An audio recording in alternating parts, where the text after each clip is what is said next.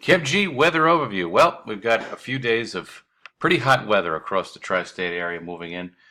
All that rain we've had over the last 24 to 48 hours hasn't resulted in any appreciable change in air mass. So we've got hot, humid weather through Tuesday, and then I think our temperatures come back down to where they should be this time of year. And we'll get a little bit of relief. And there'll be some days where we do get some scattered showers and thunderstorms, but overall, not too bad of a weather week in store for the tri-state area once we get past the heat. So the next couple days will be a little bit rough, including today. This is a heat advisory. Now, a heat advisory means that the combination of the actual air temperature and the humidity will make it feel like it's over 95 degrees.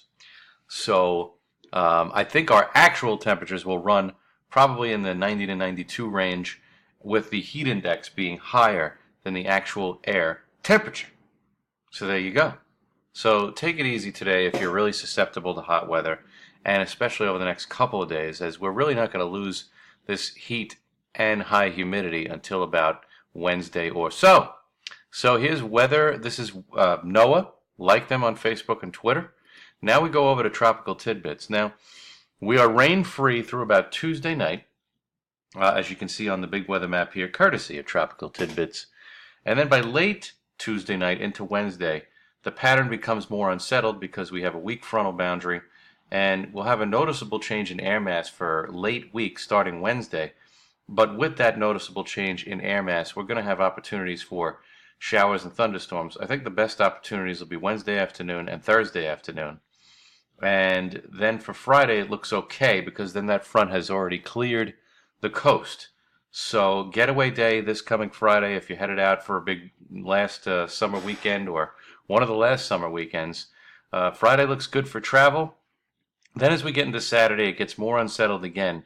We'll have another frontal boundary move through late Saturday afternoon into Sunday with more showers and thunderstorms. So definitely by the time we hit midweek this week, the pattern becomes a little bit more unsettled, but as a trade-off, our temperatures get knocked back down to where they should be, a more reasonable level for those who are dreading the heat and humidity right now. Now, when we look at the overall pattern, the jet stream pattern off the European model, once again courtesy of Tropical Tidbits, we see that the pattern that is giving us this hot, humid weather breaks down by Wednesday. And it remains that way until about next week. Now, if the European model is correct, we should have a renewed surge of heat and humidity sometime early next week. So the overall pattern that we just went through,